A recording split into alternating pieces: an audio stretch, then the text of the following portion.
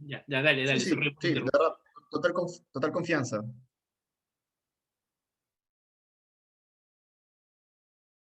Ya. No, sí, con total confianza podemos grabar esta sesión. Como les decía, ¿no? Economía, ya como tal, con minúscula, se trata de un sistema para coordinar actividades productivas de la sociedad. Ok, acá vamos a ser bien específicos. ¿Han escuchado que muchas veces se dice el modelo económico? Ya, se refieren al sistema de coordinación de actividades productivas. Eh, la economía de mercado, que acá está definida como una economía en la que las decisiones sobre producción, consumo son tomadas por productores y los consumidores individuales. Este es un modelo. Otro tipo de modelos también existen, social de mercado, donde hay regulaciones. eh, entonces, hay diferentes tipos de modelos, por así decirlo, y esos modelos, eh, acá como definiciones básicas, lo llamamos como una economía. Una economía es un sistema para coordinar actividades productivas en la sociedad. Ya bueno, siguiendo, esta presentación va a ser un poco desordenada en este sentido, porque primero les voy a decir algunas cuestiones sobre economía y luego otras cuestiones sobre economía con mayúscula. Vamos a empezar con economía con minúscula. Economía con minúscula. Eh, bueno, como les comenté, eh, se trata de la dinámica. Se trata de quiénes, y para entender una dinámica primero tiene que haber agentes. En este caso, los agentes son las familias, los negocios y el Estado. ¿Qué tipo de relaciones existe entre las familias, negocios y estados? Pues hay muchos tipos de relaciones, pero las que principalmente nos importan o las que vemos generalmente en digamos, en economía básica, son mercado de productos y el mercado de factores. El mercado de productos se refiere a lo que ya todo el mundo conoce como la ley de oferta y demanda, por así decirlo. O sea, la ley de oferta y demanda hay que tenerlo bien claro, y eso quiero que sea algo que les ayude mucho. No es exclusivo del mercado de productos. El mercado de productos es, por ejemplo, ¿no? Los negocios te ofrecen productos y las familias son quienes los compran, así es simple. En el mercado de productos existe una oferta y existe una demanda. Pero ¿qué significa la oferta y qué significa la demanda? Eh, ¿Quién ofrece los productos? Los negocios ofrecen un determinado producto. ¿Y quiénes son las agentes que demandan estos productos? Las familias.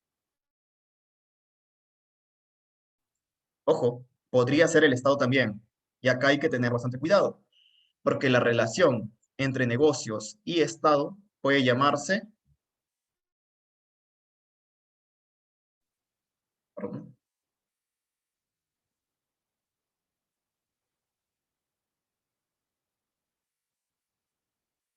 política, podría estar dentro de lo que es la política fiscal incluso, o si quieres verlo también como, o si quieren verlo también como otra relación que podría haber entre, no sé, Estado y familias, podría ser políticas públicas, políticas públicas. Pero bueno, esas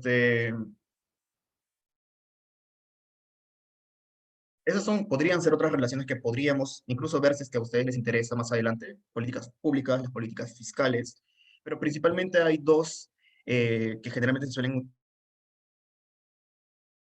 utilizar a nivel muy básico, ¿no? Mercado de productos, la relación, y ahí es donde nace la oferta y la demanda, que es lo que se ve, ¿cierto? Que acá hay un cuadrito de una oferta y una demanda. ¿Se ve? Que acá hay un cuadrito, César. Sí, se ve. Ah, ya, genial.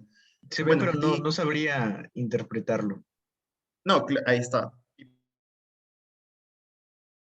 Por eso es que acá lo que justo quería decirles es que no podemos interpretar nada si es que no sabemos cuáles son los ejes. Y ese es un primer problema que he visto frecuente cuando se enseña economía. Siempre se tiene que enseñar cuáles son digamos, los ejes dentro de los cuales se mueven la curva de oferta y la curva de demanda. Este eje es el de los precios. Este eje es el de las cantidades. Entonces, vamos a ver solamente la curva de oferta. Primero, respondan ustedes o alguien que se atreva a preguntar, perdón, a responder ¿Por qué esta curva, esta línea, digamos, hace que cada vez que crece la cantidad, crezca el precio? ¿Por qué creen?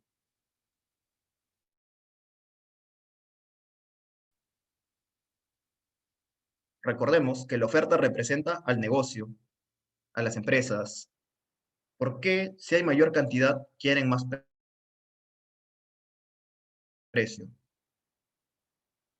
¿Alguien? ¿Alguien? Quieren vender todo lo que tienen por vender. Ah, pero aumenta Mm, el precio. aumenta el precio, sí. Si es que la cantidad crece, aumenta el precio. ¿Qué podría significar eso? Tal vez que hay mayor demanda y por eso hay mayor producción. Y como está más demandado, tiene un precio mayor. Hola.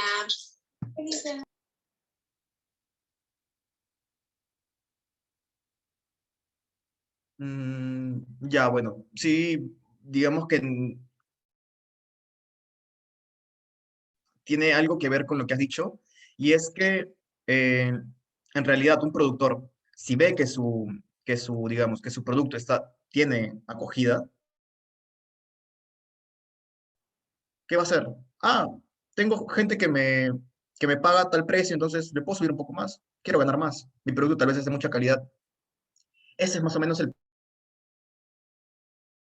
pensamiento de Toro, en este caso de quien realiza una venta. Si es que, digamos, te aceptan sin ningún problema un precio, podrías incrementarlo.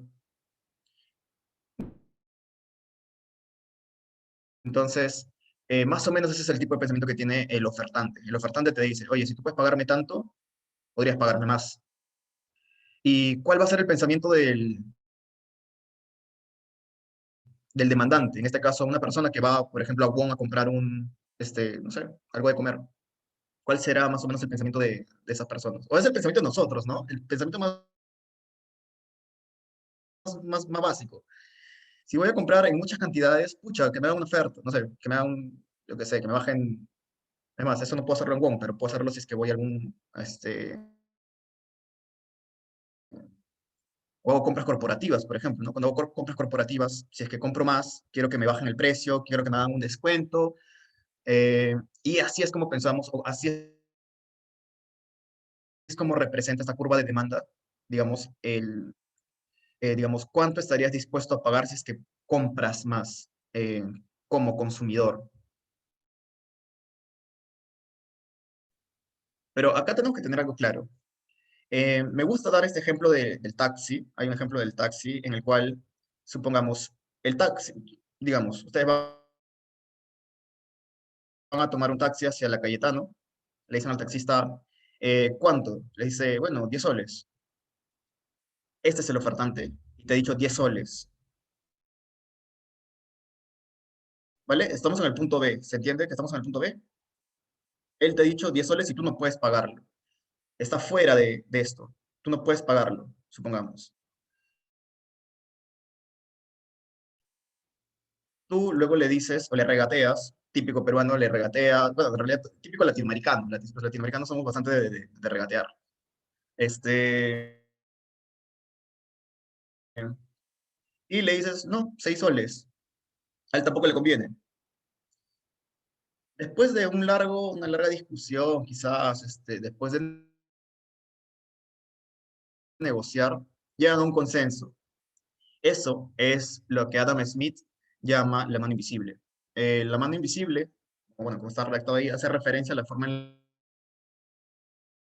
la que dos personas persiguen un interés propio, un interés individual, pero esto consigue al final buenos resultados. Consigue que si hay una persona que está dispuesta a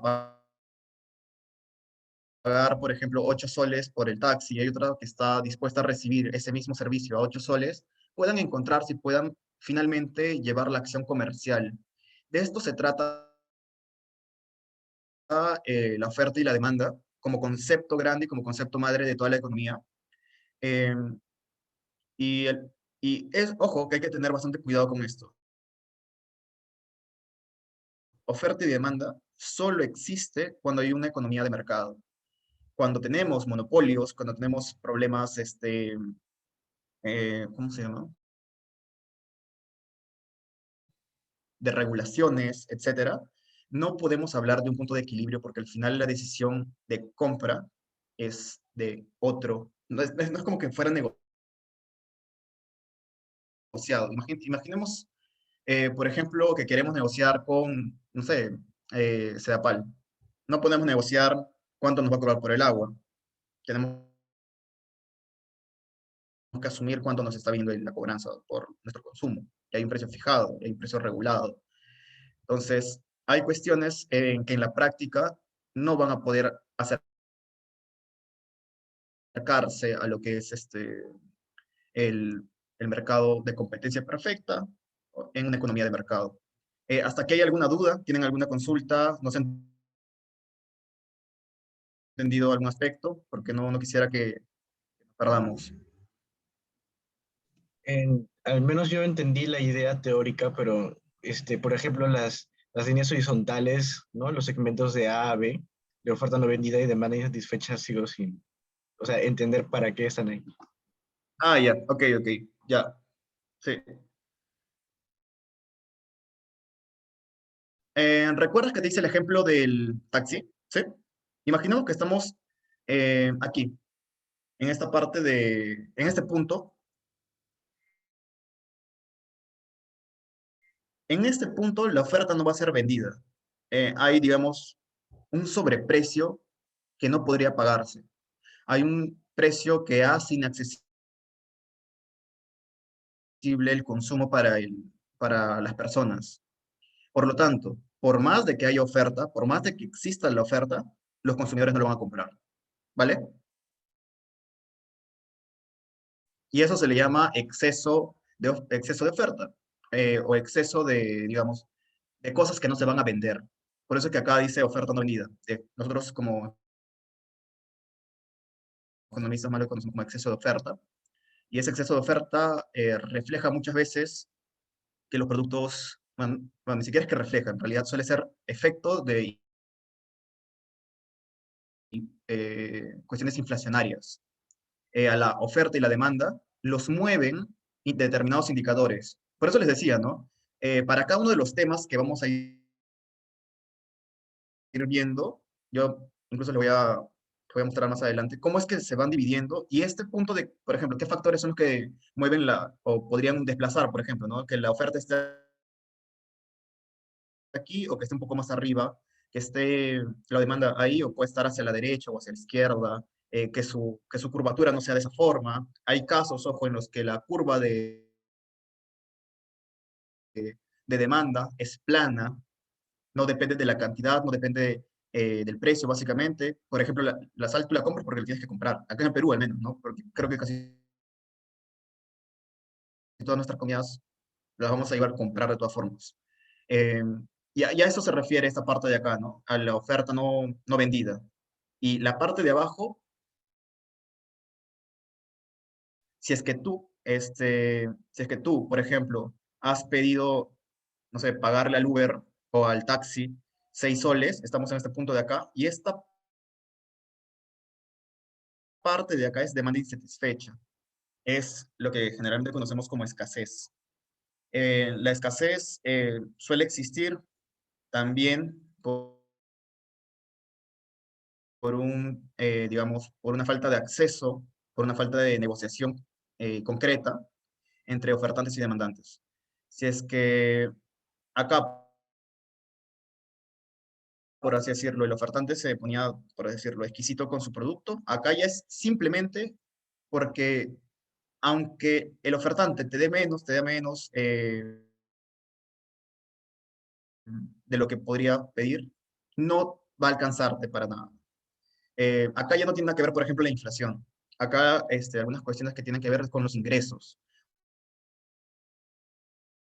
Una canasta, por eso es que es bastante importante en el análisis micro también, las cuestiones de canastas básicas, precios mínimos, precios máximos, eh, eh, pero sobre todo, digamos, sacar un salario mínimo, ¿no? Canasta básica y salario mínimo son bastante importantes cuando uno analiza la oferta y la demanda para poder saber por qué, por ejemplo, no se venden tantas cosas acá en el país. Eh, Por ejemplo, hay cuestiones que son muy caras aquí, pero que en otros países pueden ser muy baratos. A veces eso también tiene que ver con conocer factores productivos. Conocer qué productos se producen en el Perú, en Argentina, México, etcétera. Es bastante interesante cuando se hace análisis solo de este tipo, solo de esta cuestión o dinámica comercial que está dentro de la economía como modelo. Entonces, eh, por ese lado podemos empezar a tener un acercamiento con este, digamos, análisis básico, este modelo es recontra básico. Estamos solamente resumiendo, recordemos que estamos hablando del mercado de productos, pero ahora vayamos al otro lado. Vamos al mercado de factores. Y mercado de factores tiene muchas otras cuestiones como negocio contra negocio, relación entre negocio y negocio, porque recordemos que algunas son empresas productoras y otras son empresas que se dedican a la comercialización. Hay eh, productos iniciales básicos, productos que podrían estar en su nivel de recién producción y que pasan a un terreno de productos intermedios cuando ya han sido procesados y productos terminados y que finalmente son vendidos. Entonces, en esta dinámica de productos iniciales, productos intermedios, productos finales, hay una serie de dinámica entre negocios. Y a eso se le llama también mercado de factores. Otro mercado de factores que es bastante conocido es el mercado de trabajo. En ese mercado de trabajo también es la misma relación entre negocio y familia, pero al revés. Ahora, quien ofrece, ¿quién es? Las familias. Nosotros ofrecemos nuestro trabajo. ¿Y quiénes son nuestros clientes? Ahora son las empresas. Entonces, la demanda y la oferta, en ese caso, ya vienen a ser eh, opuestos. Ya es el caso inverso. Y aquí una pregunta, o no sé si habrá algún voluntario para decirme, el mercado de factores o la dinámica que podría tener un mercado de factores entre familia y Estado, la dinámica entre familia y Estado, ¿cuál sería en mercado de factores? Ya, se la voy a poner un poco más fácil. Otra vez vamos a entrar al mercado de trabajo, pero me gustaría que alguien me diga quién sería la oferta y quién sería la demanda en esta dinámica.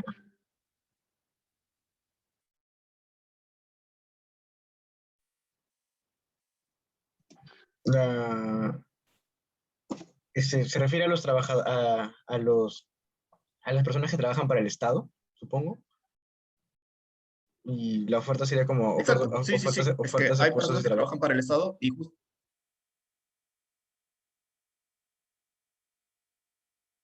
se te pagó el Ah, no, perdón, sino que como audio, creo. a veces se entrecorta el audio, creo que dejas de hablar o empiezas a hablar y lo apago.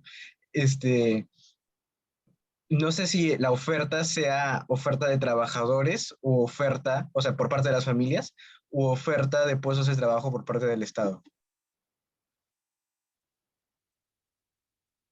No, no, al final recordemos que quien ofrece un servicio aquí somos nosotros, ¿cierto? O sea, si es que yo trabajase, por ejemplo, para el Estado y yo ofrezco ese trabajo, yo sería la oferta, ¿cierto? Perdón, se cortó y no escuché. Ok, ok. En este caso, por ejemplo, la oferta seríamos nosotros. Si es que fuéramos funcionarios públicos, Claro, nosotros llegaríamos a ser la oferta, ¿cierto? ajá. Y la demanda sería el Estado, ¿cierto? Sería, digamos, la dinámica de cómo se comporta el Estado. Y para que vean que en realidad este tema es muy, digamos, completamente, mira, aislado. Así que estamos hablando del mismo tema, es tan aislado que la curva de oferta y demanda en el mercado de trabajos es muy diferente a esto, es muy diferente a esto, y tiene otro tipo de función,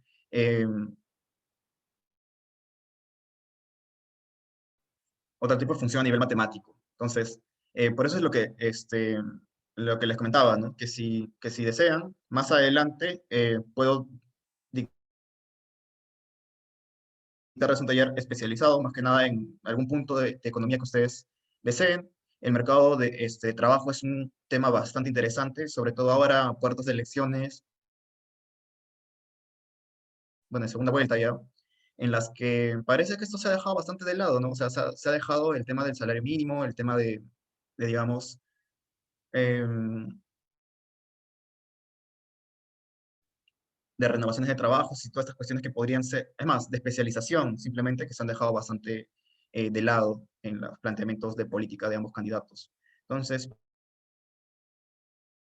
podría ser un tema en el que podríamos darle un poco más de énfasis, puedo hacerles una presentación sobre estrictamente mercado de trabajo, o si quieren también una presentación específicamente sobre mercado de factores, sobre cómo es la dinámica comercial. Yo, por ejemplo, trabajo en un área comercial donde vemos leasing operativo. El leasing operativo es por ejemplo, es un método de financiamiento dentro del cual nosotros alquilamos, pero le hacemos todo el mantenimiento bueno, vehículos. Yo veo específicamente la parte de vehículos en Euromotors. Y esto para nosotros es, en algunos casos, ser parte como un proveedor dentro del mercado de factores, ser un proveedor de algún factor productivo, transporte, si quieres verlo así. Pero en otros lados, con otras empresas, somos quienes al final le damos el producto intermedio. El producto intermedio en el sentido de que financiamos vehículos para empresas de transportes. Entonces, al final, o sea, su servicio no existiría si es que no hubiese un producto intermedio que fuese la obtención o adquisición de vehículos. También es un tema bastante interesante que podríamos, digamos, darle mayor énfasis en una siguiente presentación, si es que ustedes gustan. Yo justo todavía no le había comentado a César, pero si desean profundizar temas, yo encantado, de verdad. A mí me gusta hablar de mi carrera, me gusta poner en cuantas coloquios he podido, entonces, por mí encantado. Bueno, pasemos al siguiente tema, que ya es economía con mayúscula. Y acá es donde quiero hacer las principales diferenciaciones. La microeconomía.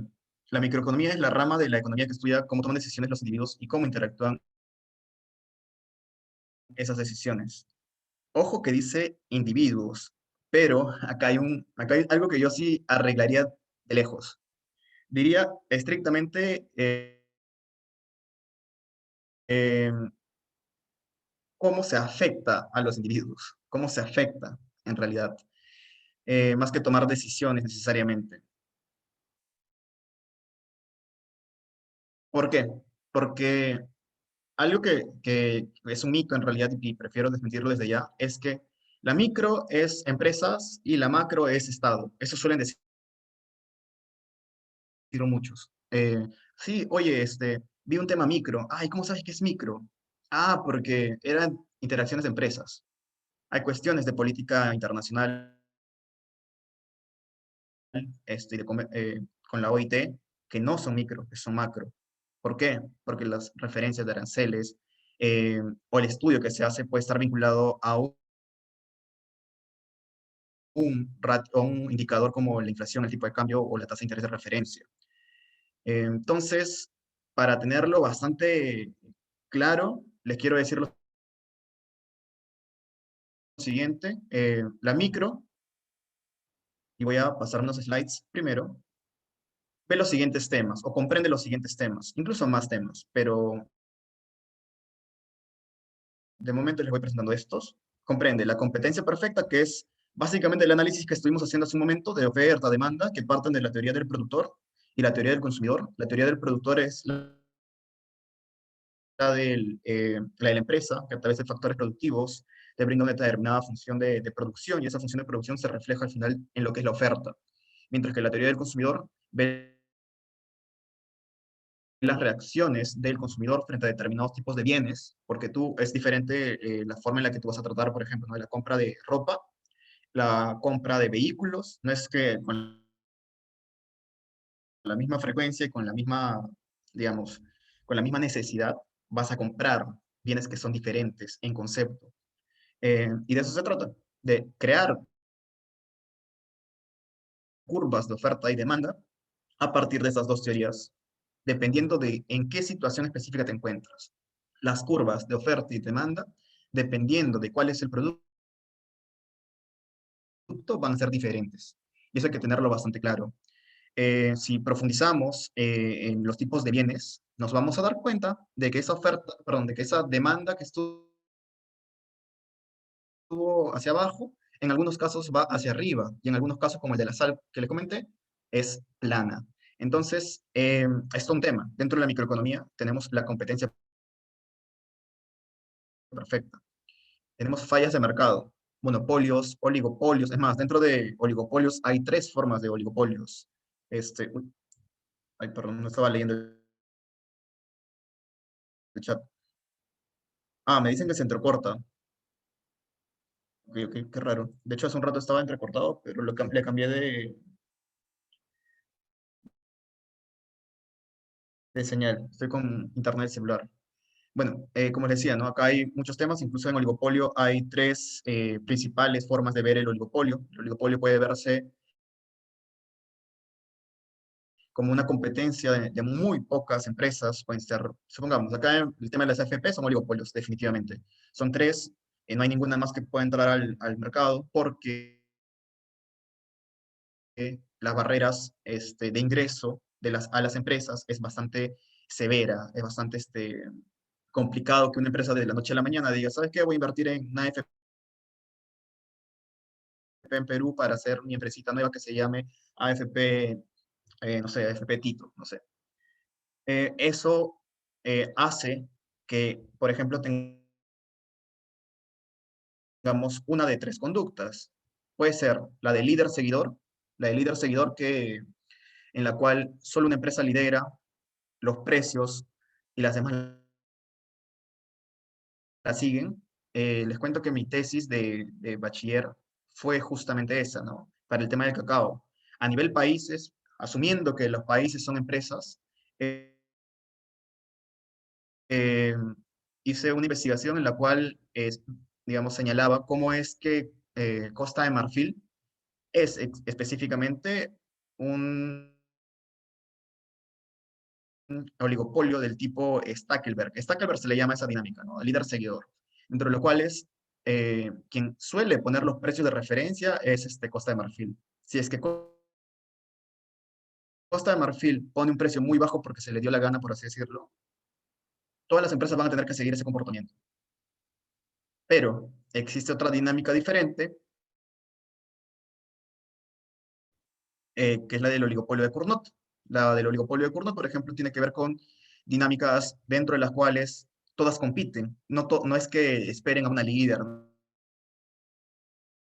no. Todas compiten a través de precios, todas compiten por precios.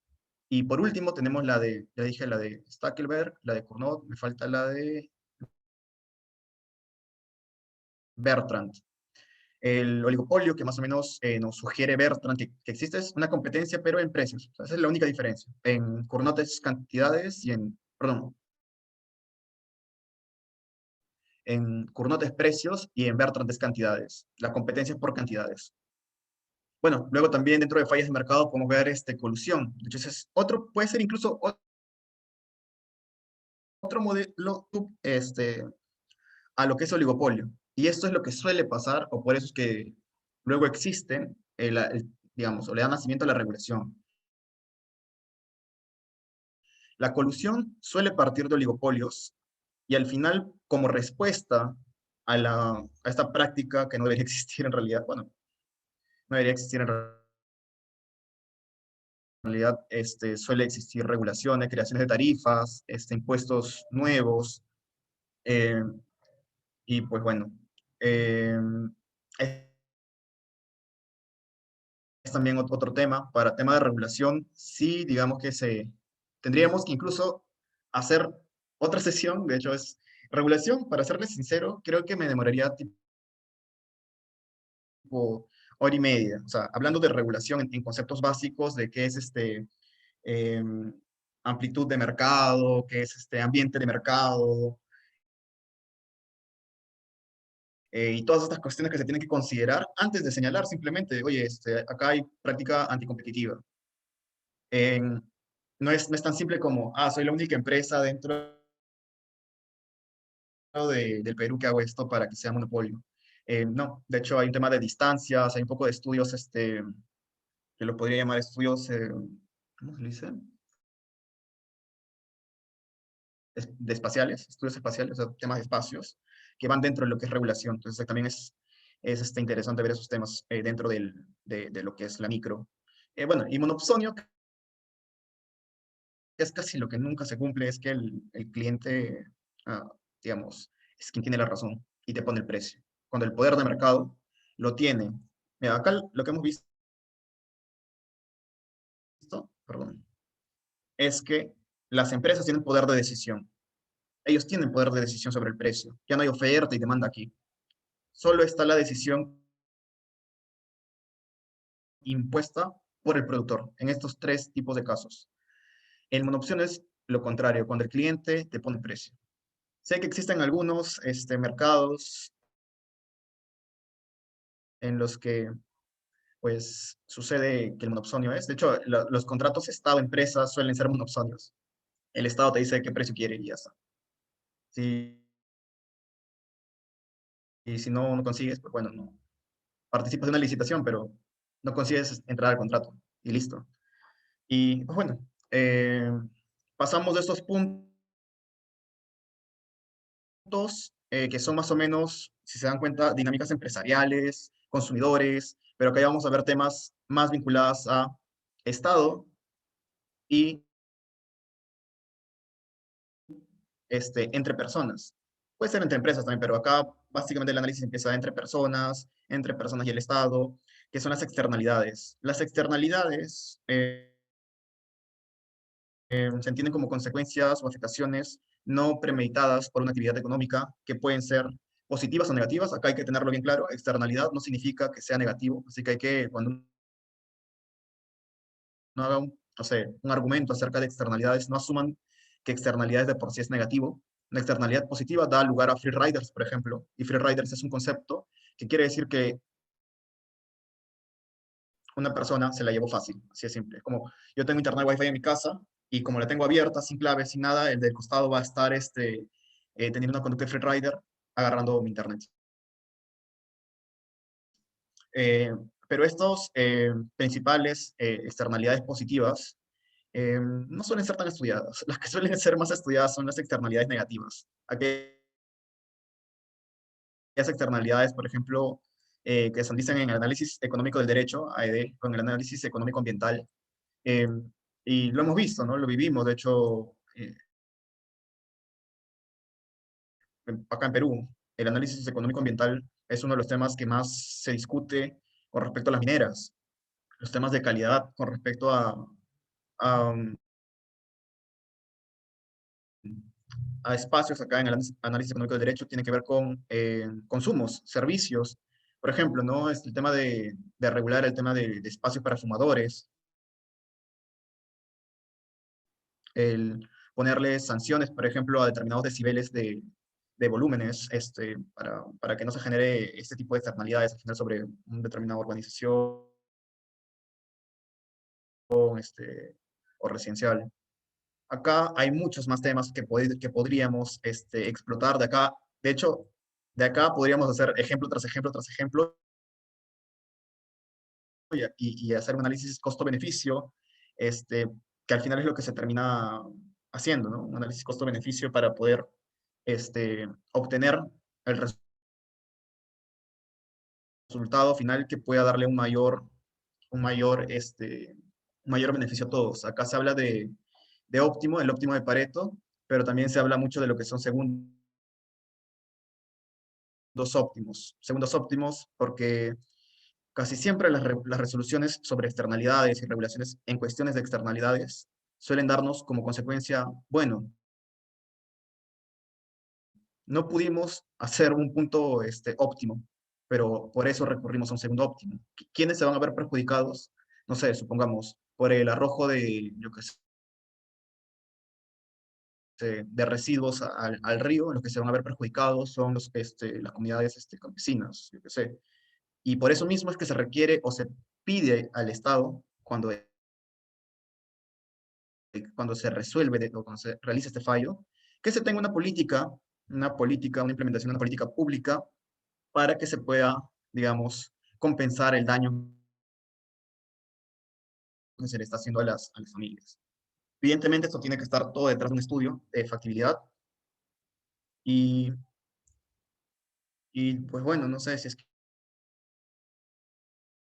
ustedes en algún momento quieren hacer un ejercicio de esto, sería increíble también. Bueno, vamos a teoría de juegos. Teoría de juegos, digamos que es el campo menos usado, menos usado de la micro, eh, y solo se suele usar eh, para temas de riesgos. Por ejemplo, ¿no? Cuando una aseguradora quiere saber, o no sé si han visto, que a una persona, mientras mayores las tasas o el cobro suele ser más alto, o a veces incluso si tienes enfermedades, hay seguros que te dicen, bueno, no te puedo atender porque tienes tal enfermedad o te cobran más caro. Entonces, en la teoría de juegos, lo que se hace es encontrar opciones, es más una técnica que una subrama, es más que nada una técnica de cómo minimizar los riesgos a partir de situaciones dentro de las cuales tienes, digamos, un contrincante o una persona más. Ejemplos de teoría de juegos, el dilema del prisionero. De hecho, creo que muchos abogados, o tal vez César les habrá comentado del dilema del prisionero en algún momento. Otro tema bastante usual en teoría de juegos es competencia y cooperación, porque no solamente teoría de juegos se trata de, yo estoy compitiendo contra el otro, o sea, no es que esta persona me va a engañar o no me va a engañar, o cuál va a ser su estrategia de negociación. Puede ser tal vez teoría de juegos dentro del ámbito de cooperación. O sea, al final, teoría de juegos y cooperación se suele usar, sí, solo en negociaciones de tratados de libre comercio. O sea, justo lo conversaba hace unas semanas con una amiga que trabaja en el Ministerio de Producción. Me comentaba, ¿no?, que actualmente cuando quieren reunirse, hay todas unas reuniones detrás para poder ver la estrategia de negociación que se va a utilizar en base a supuestos que, digamos, están ahí sobre las personas con las que van a negociar. Y se suele utilizar teoría de juegos para esto. Sí, pero es más que nada digamos, una técnica o una herramienta de estrategia para poder aplicar o poder negociar determinados temas, más que una rama de la micro como tal. La teoría de juegos es eso, pero se suele incluir en la micro porque al final ayuda a muchas cosas como les dije, ¿no?, con el caso de los seguros, en los casos de los tratados comerciales, que tienen que ver más con la dinámica micro. Bueno, a ver, vamos a pasar a la siguiente lámina. Y algo que quiero que también quede claro es que, ¿cómo diferencias si estás en un debate microeconómico? ¿Cómo diferencias si estás en esto, no? Si estás hablando de dinámicas comerciales, si estás hablando de, no sé, un tema minero, un tema automotriz, un tema general este, sobre empresas, es una dinámica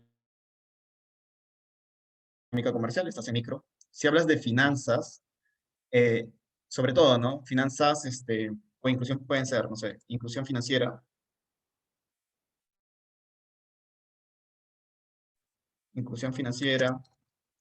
puede ser, morosidad, etcétera. Estás dentro del campo micro, estás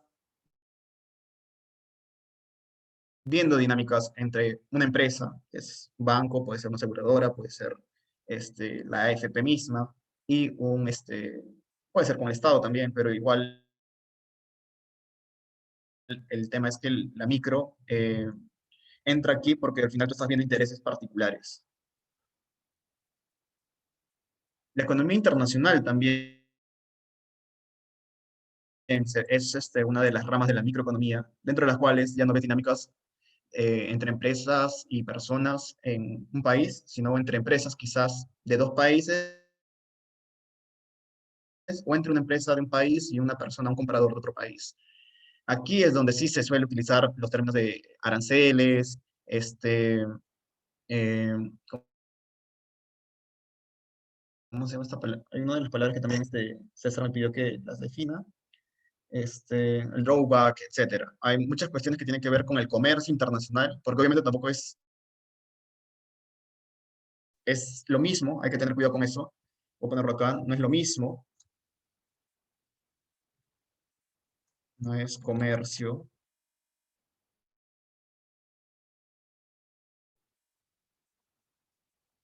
El comercio internacional es en realidad una disciplina dentro de la cual se ve todos los pormenores logísticos de la economía internacional. Y hay que tenerlo claro. Una persona que estudia la economía internacional estudia, sí, los efectos de impuestos, de aranceles, digamos, barreras no arancelarias. No sé si lo tienen al tanto, pero una de las decisiones de políticas no arancelarias suelen ser, no sé, tener ciertos requisitos. En Estados Unidos, por ejemplo, la FDA es una barrera prácticamente a la importación. Te pone muchas limitaciones para que tú puedas imponidos. Para el caso de países como Perú, por ejemplo, exportar hacia Estados Unidos algunos productos se nos hace complicadísimo debido a esa barrera no arancelaria. Mientras que el problema con las personas o el entendimiento que se tiene con las personas que ven comercio internacional suele ser qué tipo, o sea, cómo va a ser el tipo, el FOB, SIF, son tipos de contratos que se utilizan para comercializar, embarques, o sea, todas las diferenciaciones o especificaciones sobre el cómo se hace es lo que ve el comercio internacional. Y no hay que confundirlo porque a veces eh, pasa, ¿no? Que algunos ven comercio internacional y dicen, economía internacional, hay que tener un poco de cuidado ahí también. Bueno, otra rama de la micro que es más nueva, por así decirlo, es la economía del comportamiento. De hecho, si, si gustan, bueno, yo no lo mencioné, de hecho, pero yo hice una especialización en UP sobre economía del comportamiento, así que sobre economía del comportamiento, heurísticos, sesgos cognitivos, tengan la libertad de hacerme preguntas también, o si es que se puede hacer un taller sobre economía y comportamiento, también estaría genial. Es una rama nueva, habla acerca de que todo esto que hemos visto hace un rato, de la oferta, la demanda, etcétera, ok, puede que se cumpla en algunos casos, ok, pero existe la racionalidad limitada. A veces, por más de que tú creas que el agente económico, si te puede hacer una política, tú dices, se va a comportar de esta forma, no lo hace. ¿Por qué? Eh, es un clásico, ¿no? Tal vez decir, pucha, que en este país no se va a poder hacer tal cosa porque, pucha, la mentalidad de las personas es así, entonces complicado, ¿no? En vez de decir complicado, ¿no? Hay que entrar ahí a la mente de estas personas, hay que entrar a entender cuáles son estas barreras, estos sesgos, estos heurísticos que tenemos para poder incluso ver, ¿no? Estrategias de política que vayan acompañados de un cambio de conciencia de la sociedad. Ojo, eso tampoco significa que tengas que manipular a las personas. Ahí hay un tema de ética también con la economía del comportamiento, porque muchas veces se ha dicho que la economía del comportamiento nace de políticas eh, liberales que lo que buscan es controlar a las personas. En cierta parte lo es, en cierta parte lo que busca sí es como estrategia de concientización muchas veces, eh, atacar sesgos y heurísticos que quizás no encuentran o no buscan un mayor bienestar para la sociedad. Como por ejemplo, ¿no? Uno de los temas que he trabajado con Decision Lab hace poco. Decision Lab es un laboratorio de investigación y ahí vimos el tema de las bicicletas, por ejemplo, en Miraflores. Hicimos promoción las bicicletas en Miraflores, y un cambio bastante grande. O sea, era muchísimo mejor que utilizar, digamos, vehículos públicos, que la gente empiece a utilizar vehículos particulares, o en este caso micromovilidad. Micromovilidad incluye todo lo que está, o lo que comprende, ¿no? Bicicletas, skates, etcétera. Y pues bueno, eso, sería interesante también verlo en algún espacio. Y pues bueno, economía de la regulación, que como ya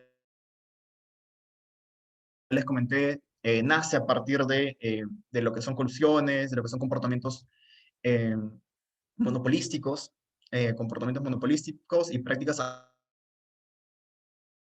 anticompetitivas, generan el nacimiento de la economía de la regulación. Y tienes que entender que estás en un debate de regulación cuando sabes, ¿no? Que estás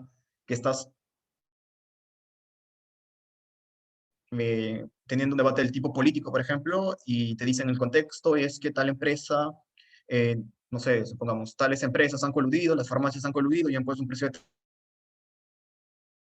determinado a tal medicamento. En ese sentido, esta Cámara, no sé, eh, le impondría una tarifa plana a determinados medicamentos. Ahí vas a tener o sea, que poner en práctica ambiente perdón, economía de ambiente, economía, por decirlo espacial, como les comenté, ¿no? Hay espacios dentro de los cuales tú puedes considerar monopolios, hay espacios dentro de los cuales, o rangos de espacios dentro de los cuales tú ya no podrías considerar monopolios. Si estás hablando de a nivel país, por ejemplo, ya no puedes hablar de monopolios si es que hay, por ejemplo, ¿no? Eh, supongamos, a ver, vamos a hacer un ejemplo eh, breve, que de hecho es improvisado. Este ejemplo improvisado es, vamos a medir, por ejemplo, qué centros comerciales se comportan como un monopolio. Así nomás, o sea, a la mente. ¿Ustedes creen que el Jockey Plaza? Por ejemplo, si es que vamos a Huancayo, César, ¿cómo se llama el centro comercial ese que está en Huancayo, que tiene un Sodimac? Real Plaza. El Red Plaza, ajá. Ya. Imaginemos que estamos en Huancayo y hay un único centro comercial grande, enorme, y tenemos solo ese centro comercial ahí. ¿Sería la misma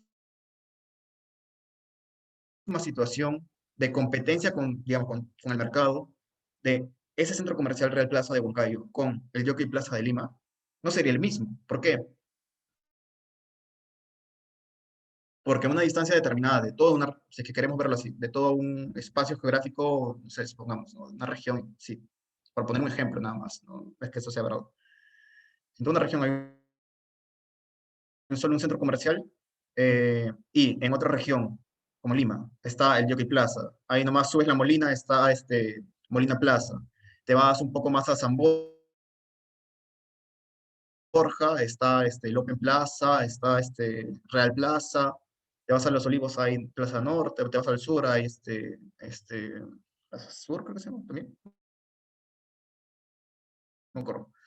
Entonces, ahí no podemos hablar exactamente de una práctica monopolística en el caso del jockey porque tiene muchas competencias. Pero en el caso de Huancayo podría incluso, ¿no? Podría incluso asumirse si es que en algún momento, supongamos, no hacen elevaciones raras de precios y no sé, algún economista, algún asistente económico o analista económico sea de Indecopio, sea de alguna institución, nos diga, nos diga, oye, está raro, ¿no? El tema de cuánto están vendiendo de este producto y los ingresos que se están obteniendo. Entonces, se podría asumir que hay una conducta, digamos, anticompetitiva, pero al mismo tiempo eso se genera a través del poder monopólico que tiene. Mientras que sería más difícil, por ejemplo, acá en Lima, ¿no? O sea, si es que el jockey, digamos, eh, o varias tiendas del jockey incrementan sus precios, yo me voy o sea, que sea Plaza Camacho, que está ahí cerca, o me voy al Polo, o a Molina Plaza. Entonces, siempre para entender un poco de economía de regulación también hay que tener un entendimiento de espacios y ambientes económicos entre los cuales existe una dinámica. También podemos verlo a mayor detalle, si es que gustan. Eh, y bueno, ahora voy a pasar a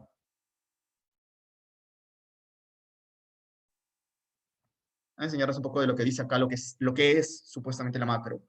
Es la rama de la economía que estudia las fluctuaciones globales de una economía. Ya. También estoy en cierta parte de acuerdo con esta definición, pero no en lo absoluto. ¿Por qué? Porque en la macro tenemos dos cosas. Para es micro, en la macro tenemos dos cosas. La teoría de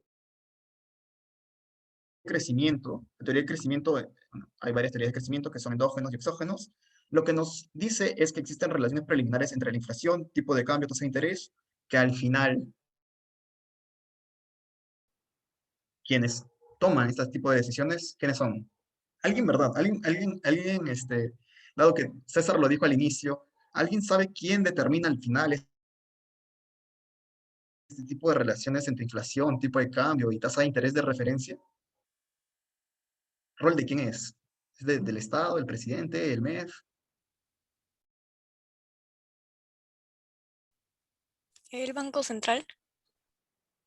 Así es, Belén. Eh, Estos temas de inflación, tipo de cambio y tasa de interés, quienes lo estudian, quienes proponen políticas, que esto se le llama política monetaria, ojo, hay que tener en cuenta esto. Política monetaria es influir en los precios, influir en el tipo de cambio, influir en la tasa de interés. Y quiero que tengan esto como digamos, más claro, dándonos cuenta de que política monetaria es solamente políticas de precios. ¿Por qué? ¿Qué es la inflación? Inflación es el crecimiento de los precios de los bienes. Yo puedo, por ejemplo, decir esto, ¿no? La inflación del pollo. La inflación del pollo ha sido de 5%, porque el pollo ayer costaba 5% menos que hoy. La inflación de productos en generales, el IPC, el índice de precios al consumidor, ya tiene que estar relacionado a la canasta básica. Y así, hay diferentes tipos de inflaciones y diferentes tipos de índices de precios. Entonces, eso también hay que tenerlo claro, ¿no? O sea, uno piensa a veces que inflación, la inflación está como que un agente, no sé, divino, yo qué sé, pero no, la inflación es totalmente terrenal, es tan simple como diferenciar precios, precio uno menos, perdón, precio de hoy menos precio de ayer, así es simple. Esa es una resta, y si quieres lo sacas en porcentaje y eso es la inflación. Este, con respecto al tipo de cambio, también es un precio. Veámoslo de la siguiente forma. Eh, si tú vas dando un cambista y le dices, dame un dólar, te dice, ah, ya, te cuesta 3.7. Es un precio, también es un precio. Y sobre la tasa de interés también es otro precio. Es el precio de un servicio. Es el precio de un servicio de financiamiento. O sea, tú lo que estás haciendo es comprar dinero para hoy con plata futura. Tú estás pagando un determinado precio, aceptas un determinado precio futuro para recibir una plata de hoy. Entonces, sigue siendo un precio. El interés finalmente termina siendo un precio de un servicio. Y pues bueno, la cuestión es la siguiente. El Banco Central, eh, en muchos de los países, a través de las políticas que se propusieron desde los 90, sugería que la independencia del Banco Central sea clave, o sería clave para una mejor dinámica de la economía en todos los países. De hecho, creo que en el Perú tenemos mucha suerte. De hecho, Algo que no muchos saben, y de hecho me gustaría contar algún día la historia de cómo es que Velarde en realidad ha hecho magia, o sea, por las puras no es que digamos, le otorgan el premio, o sea, el Banco Mundial, con el Fondo Monetario, lo premian cada vez que pueden por ser mejor banquero de la región. A ver, sí, Gotlarde, exacto. Sí, no, no es un tipazo. En algún momento, por ejemplo, y es parte de las políticas que él hace, por ejemplo, es generar bonos, generar CDS, créditos, o digamos, em, no son, no, sí, básicamente son como una especie de bonos, pero con promesa de pagos. Ahí también hay temas para ver, o sea, hay varias cositas ahí que se pueden profundizar bastante y que ahorita, por ejemplo, si les cuento en 10 minutos, les voy a hablar con términos tan técnicos que creo que no vale la pena. Entonces, lo único que les podría decir es que soluciones o productos financieros creados acá en el Perú, a quien han tenido como cabeza detrás de eso ha sido Velarde. De hecho, antes Chile, Colombia no usaban CDS. Quien creó básicamente ese instrumento de CDS, incluso creó otro más que se llama sintético, porque no sé si era Scotia o era, si fue Scotia o fue, no me acuerdo cómo se llama el otro banco. Bueno, uno de estos bancos en algún momento quiso hacer una jugada con un montón de plata porque le salía más barato tenerlo acá, invertía, etcétera. Hacían jugadas, ya se imaginan también que los bancos también, por rentabilidad a veces, eh, suelen poner sus dineros en un país y no en otro. Entonces, como Perú tenía tan buen, digamos, rating crediticio, ese es otro tema también que tenemos que ver, rating crediticio, que suelen dar las principales acreditadoras de esto, que son Fitch, Moody's, S&P. Estas daban tan buena calidad, tan buen nivel al Perú que, pucha, todo el mundo ponía su plata acá y al final lo que creaban eran cuestiones inflacionarias. O sea, din- eh, cada vez que tenemos demasiados dineros, perdón, demasiados dólares, lo que generamos es como, bueno, hay muchos dólares, si hay muchos dólares en una economía, al final lo que hace es que el tipo de cambio baje, que te cueste menos. Si hay más cantidad de un producto, te cuesta menos. Te cuesta, por ejemplo, no tuvimos un tiempo en el que 3.2, 3.3, no me acuerdo, pero estábamos tan bajos eh, en cuestión de tipo de cambio que al final afectaron. Y esto es lo interesante de acá, porque si baja mucho o sube mucho el tipo de cambio, no es que haya el tipo de cambio y se queda ahí. El tipo de cambio afecta a la inflación y a la tasa de interés. Por culpa del tipo de cambio, las tasas de interés también se vieron afectadas. Se tuvo que subir la tasa de interés, lo cual también crea efectos. O sea, como que se van creando efectos entre ellos.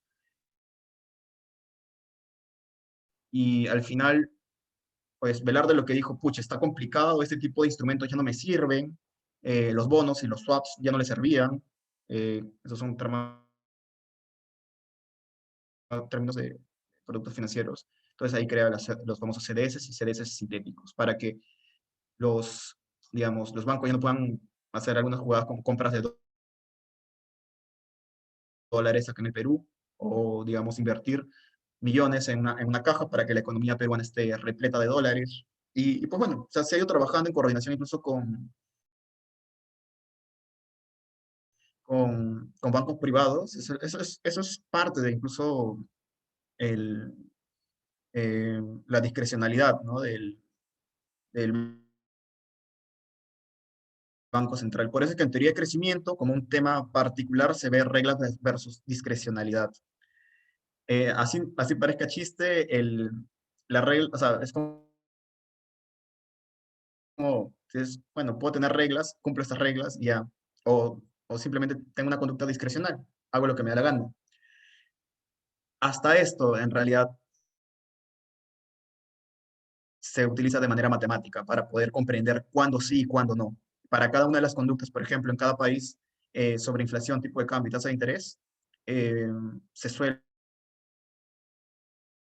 tener, digamos, considerado si es que, por ejemplo, en el Perú, ya la inflación, mantenerla desde que tuvimos el problema con García, tenemos esta regla ya no es discrecional, pero el tema de la inflación es regla. El tipo de cambio sí es discrecional porque a la fecha, bueno, Velarde ha encontrado formas de cambiar o, digamos que contra el tipo de cambio, Velarde hasta la fecha ha sido invencible, por así decirlo. Entonces, ahí hay reglas discrecionales sobre el tipo de cambio. Y sobre la tasa de interés, también se sigue una regla. También se sigue una regla. Esa es una parte de la macroeconomía. Otra parte de la macroeconomía son los ciclos económicos. Y esto sí ya está más vinculado al Ministerio de Economía y Finanzas. La programación financiera, básicamente lo que ve es el tipo de operaciones o cómo se va formando el PBI a partir de inversiones extranjeras, a partir de las relaciones que existen, ¿no? Entre todos los tipos de transacciones que hay en la economía. Lo que hace es agregarlos, o sea, que hay una conducta de agregación, que todo se sume, por así decirlo, y analiza cuándo es prudente o no prudente subir, por así decirlo, presupuestos, subir determinados indicadores, por ejemplo, un impuesto general a las ventas, un impuesto general al consumo, y también eso se vincula, ¿no?, con lo que es la evaluación fiscal. Los ciclos económicos se les llama así, tal cual, no porque el tema sea que, oye, tal ciclo, no, tal ciclo este, va a haber tanto de impuestos, no, de eso no, o sea, por eso no se llama ciclos económicos. Se llama ciclos económicos generalmente porque lo que se toma en consideración es el ciclo del PBI, el ciclo básicamente del PBI. Los ciclos del PBI suelen ser estacionales, y eso quiere decir que, por ejemplo, si un año ha estado subiendo o por trimestre ha estado subiendo, puede ir bajando dependiendo de cuándo está bueno, acá en el Perú la actividad minera es básicamente quien domina. Pero dependiendo de cómo se encuentre,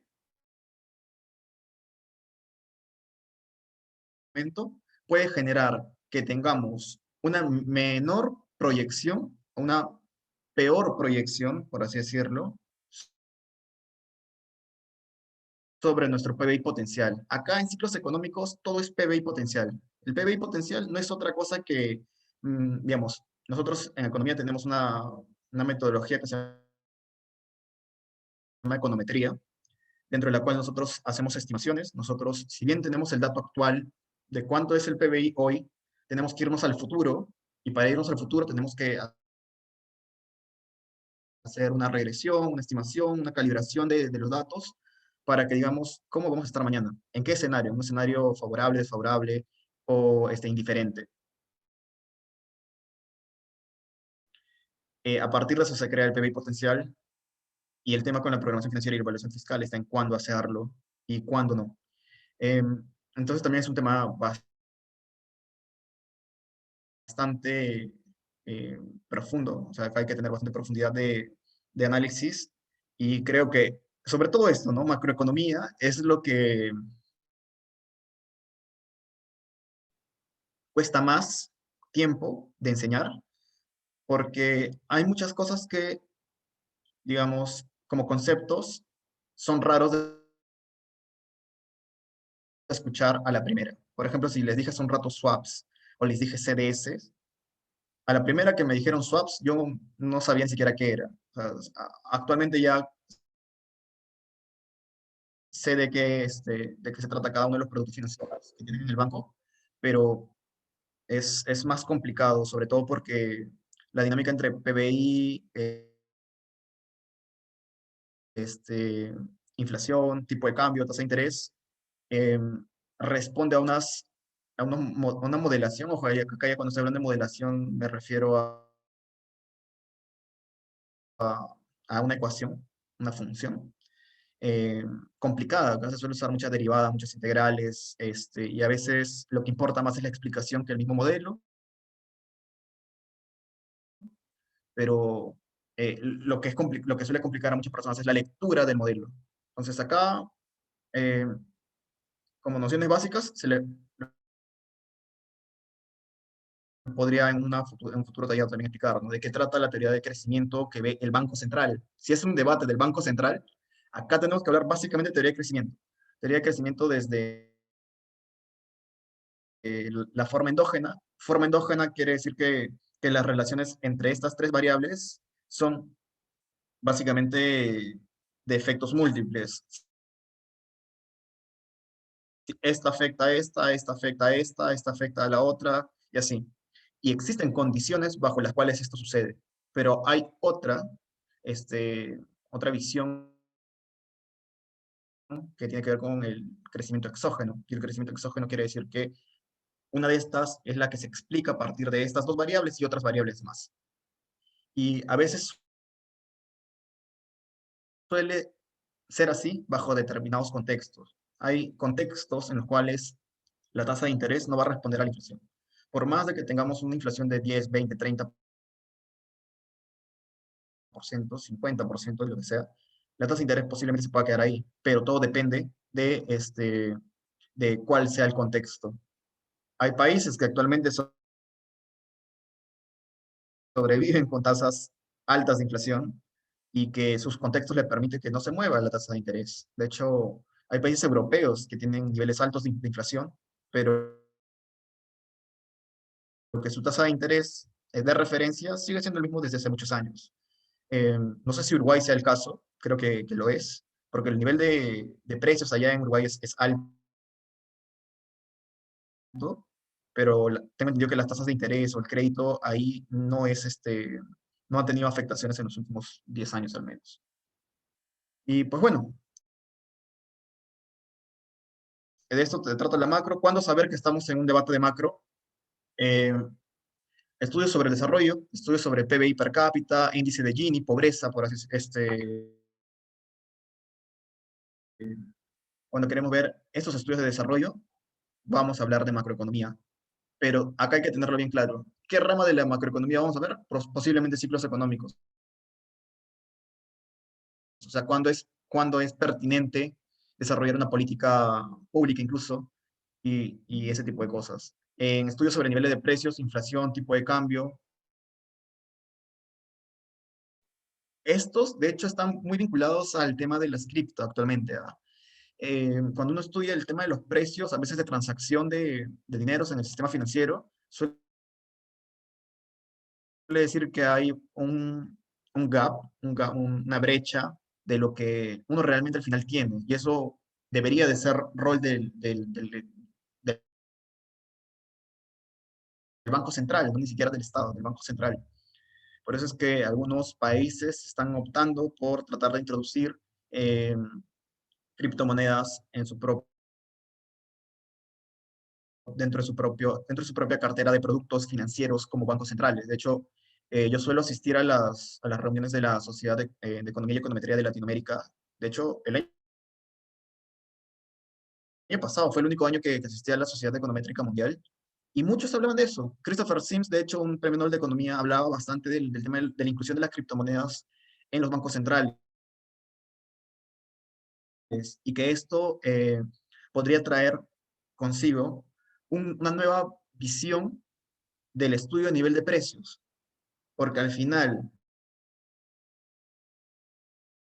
precios de transacción eh, se podrían optimizar, y al final eso es lo que se podrían optimizar, porque al final terminan creando inflación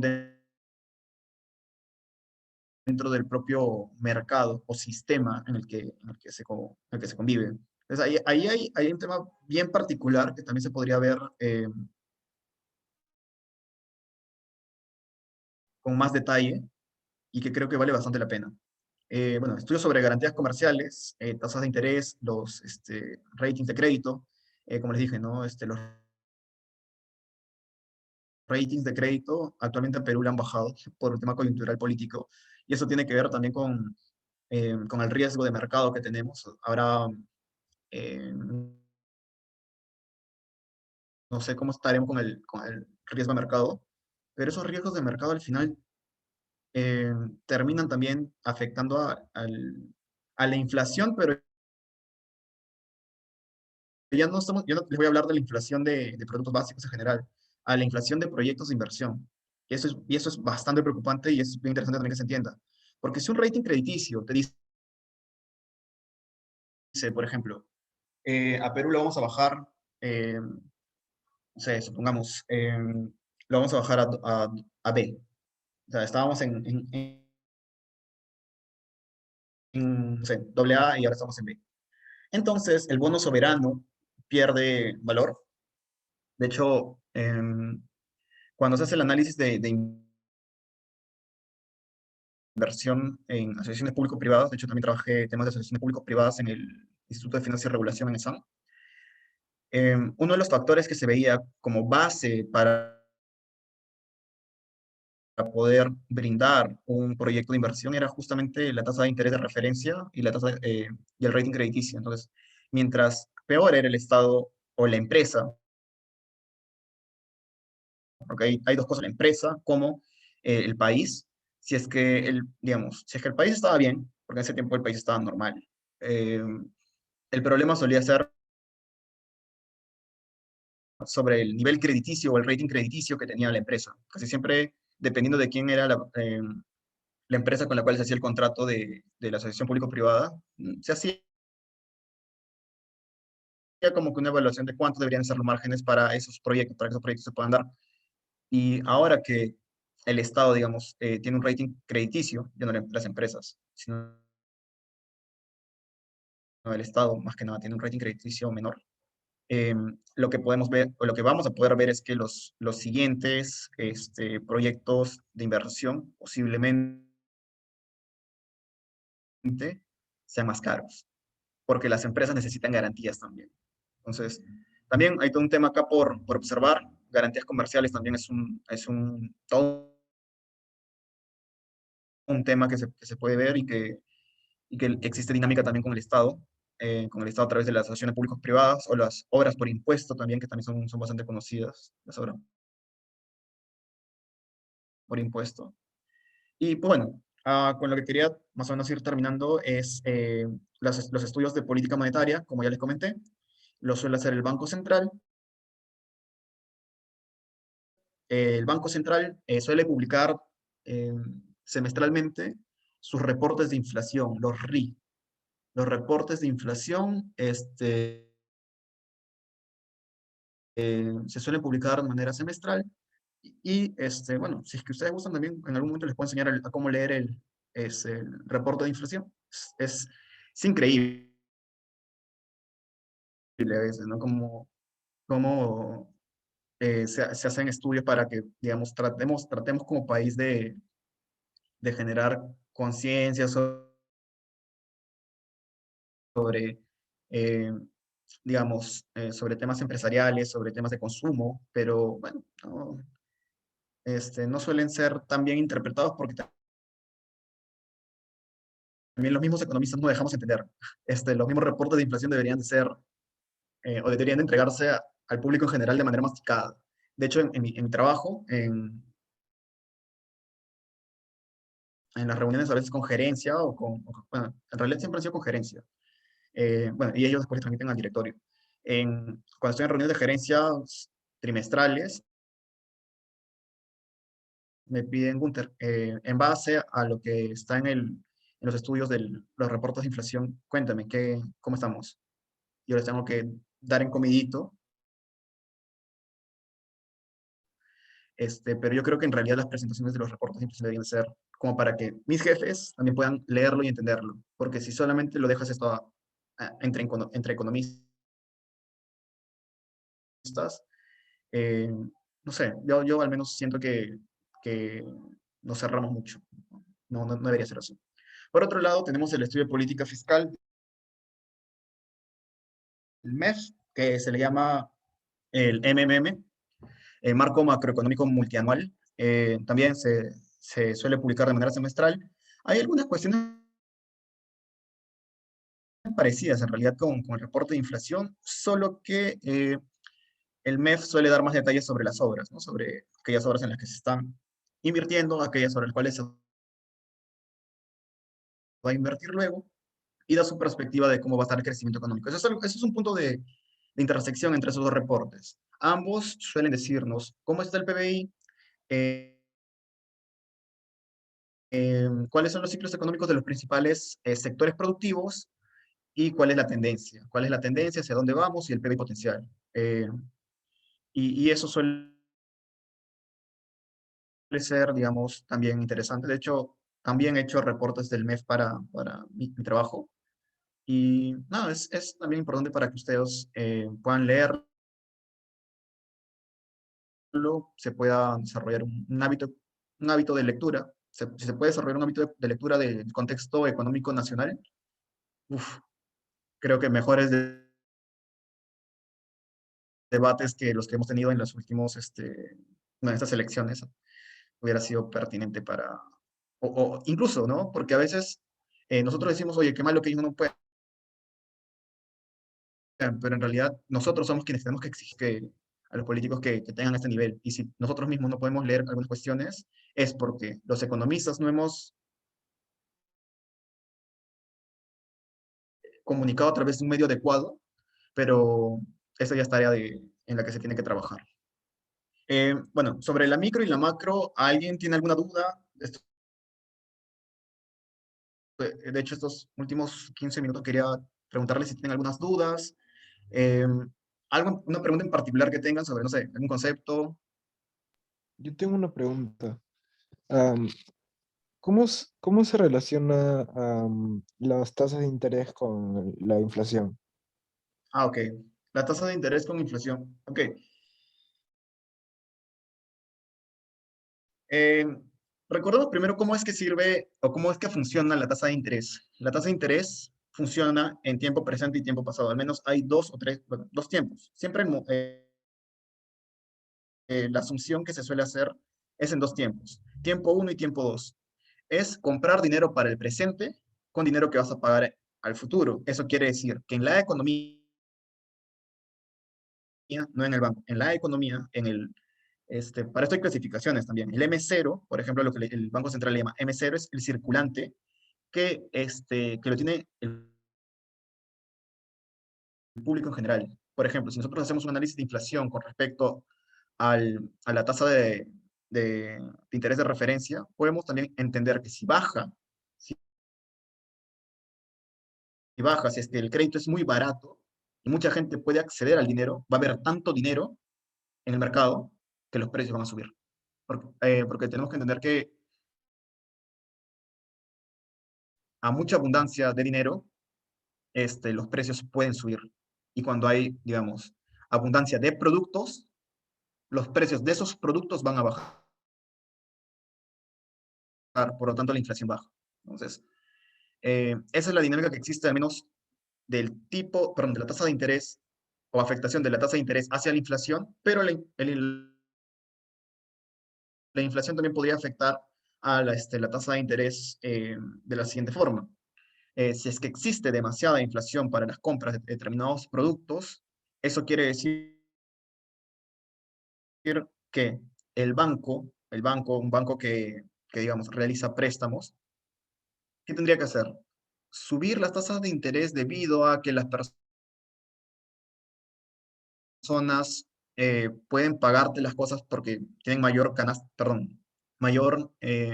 presupuesto o porque tienen menor presupuesto. ¿Hay más riesgo o menos riesgo de que te paguen? Ahí hay más riesgo. Si es que a las personas ahora todo les cuesta más caro, es más riesgoso prestarles. Y ante mayor riesgo, le creas un mayor interés. Esa, y la relación riesgo-interés es algo que en todos los bancos se ve. Es algo que si tú vas a algún banco y dices, pucha, pones un pucha nada más o un pero, es más riesgo y a más riesgo mayor interés siempre te van a poner. Entonces, ahí la relación también es directa. Es directa, entonces, eh, también hay otros drivers que se podrían observar, pero eso es básicamente el que te puedo mencionar de momento, ¿no? Sí. ¿Alguna otra pregunta?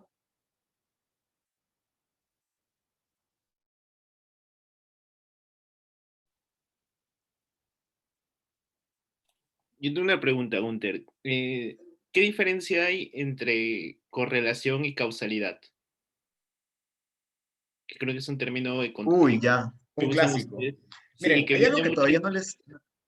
viene mucho en debate también. Ya, acá hay un tema bastante importante que no les he mencionado, pero que de hecho me gustaría también verlo más adelante. De verdad, yo eh, les doy la mayor disponibilidad que tengo para que, si es que se puede hacer más talleres, bacán. Pero hay algo que no les he mencionado que se llama econometría. La forma, o tal vez sí lo mencioné, pero de manera sutil. La econometría es la forma dentro de la cual nosotros como economistas modelamos, por así decirlo. Yo tengo una presentación sobre cómo investigamos los economistas, pero en esta laptop de acá no le he pasado. Igual se los puedo pasar también. La econometría lo que hace es decirte, ¿no? Una variable Y, puede ser acá la inflación, por ejemplo, depende de otras variables como el tipo de cambio, como la tasa de interés de referencia, entre otras variables. Se hallan coeficientes, imagino que es ah, a ver, voy a ponerles una ecuación por aquí. ¿Dónde está?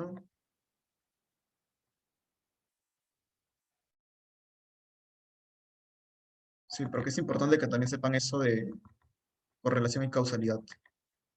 Imaginemos que esto es Y igual a, no sé, a beta 1. Le voy a ponerle A por X más B por W, ¿vale? Entonces decimos que Y, este es el modelo, Y está afectado por X y por W. Eso quiere decir que si X crece en 1, o sea, si es que X ahora es X más 1, pongamos en un escenario 2, si X ahora es X más 1,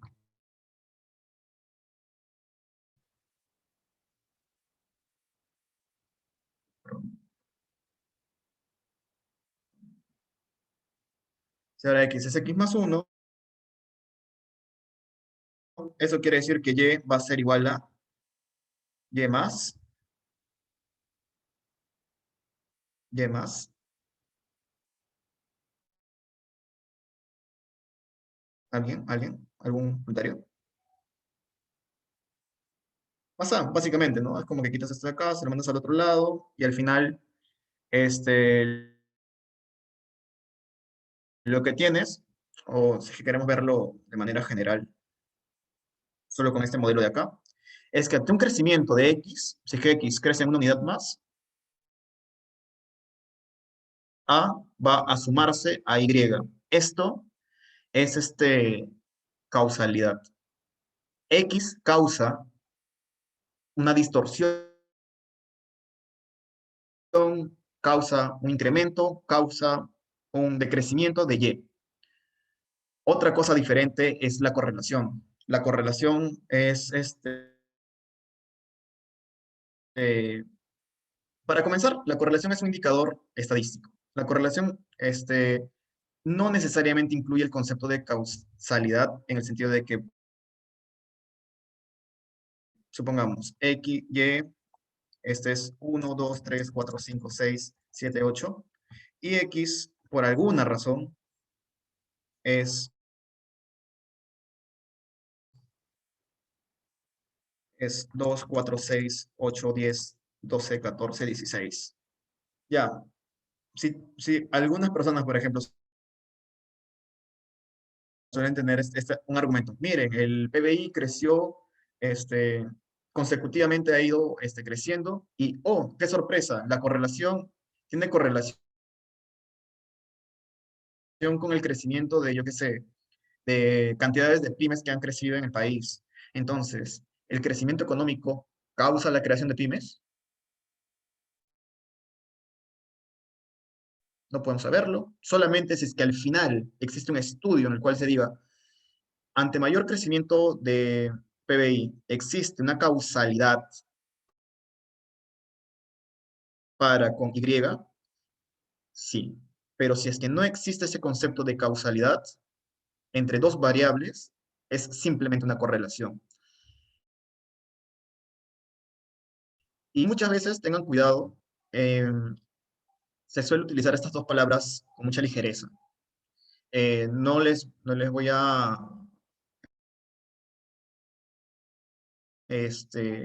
proponer en realidad que utilicen el concepto de correlación nunca. De hecho, les pediría que quizás no usen esto no tiene correlación con tal cosa en un debate. Porque si dicen la palabra correlación, va a venir alguien que te va a decir, no, no es, es causalidad. Y es causalidad por tal y por tal motivo. Y generalmente cuando hablamos de causalidad hablamos de un modelo en el que hay una variable explicativa que explica a una variable explicada a través de un coeficiente de impacto, bueno, de efecto. Acá hay que tener también unas cuestiones claras. Una cosa es efecto, X afecta a y otra cosa es impacto. Impacto es hasta tal momento el status quo se mantenía. Por ejemplo, supongamos que este es un modelo con voy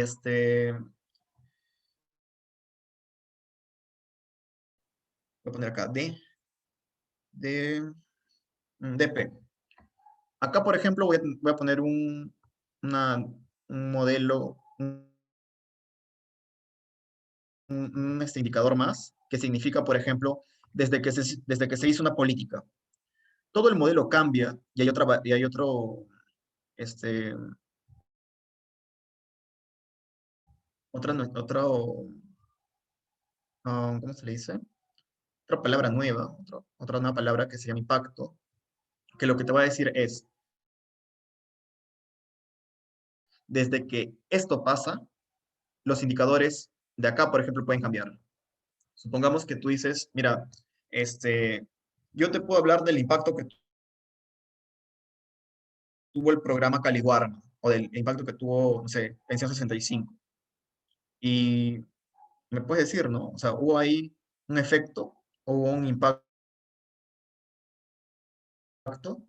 Generalmente los estudios que hablan acerca del antes y después de un programa social es impacto. Si es que tú hablas de un estudio bueno, digamos, en dos momentos diferentes, pero con el mismo proyecto, con el mismo programa social, si es que ya existía y solamente estás comparando espacios normales o algo así, ya es efecto, pero suele usarse el concepto de impacto también cuando es un antes y un después. El efecto es cuando estás en momentos que ya se dio, no hay un antes ni hay un después, y las correlaciones son simplemente asociaciones, hay que entenderlo así como asociaciones entre variables. No sé si sea bueno hacer esto,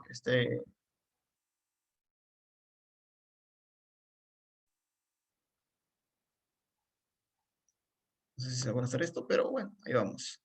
Eso significa correlación. Esto que estoy poniendo aquí, eso significa correlación. Así es simple. Mis dos variables van por el mismo camino. Eso significa. Ambas van por el mismo camino.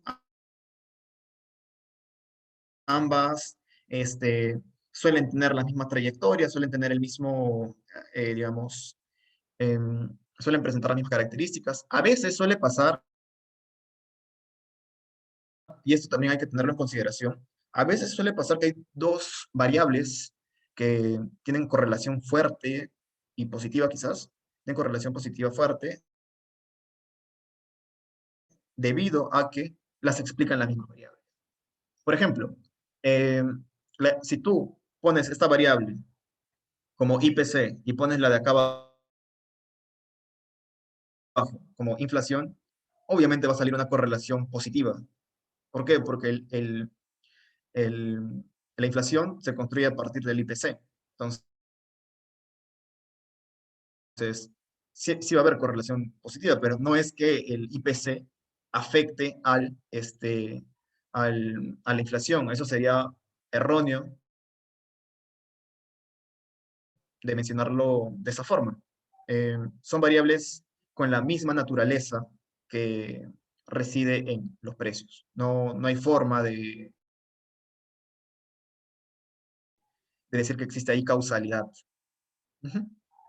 No sé si quedó claro, tal vez tengo que repetir otra vez, no sé. Sí, sí, creo que está bien. ¿Alguna Bueno, alguna otra pregunta? creo que ya no hay ninguna. Entonces, bueno, agradecerte, Gunther, por la explicación. De todas maneras, es bastante ilustrativo. Creo que sí, igual usar ecuaciones y modelos. No estamos muy familiarizados, pero creo que igual en la simpleza lo entendimos. Y agradecerte y de todas maneras, ya coordinando con todos los chicos y chicas, estaremos viendo si la necesidad de profundizar algún tema en específico, ¿no? Entonces, nuevamente agradecerte y eso sería todo por hoy, ¿no? Vale, sí. Gracias, Gunther. Gracias, César, por invitarlo.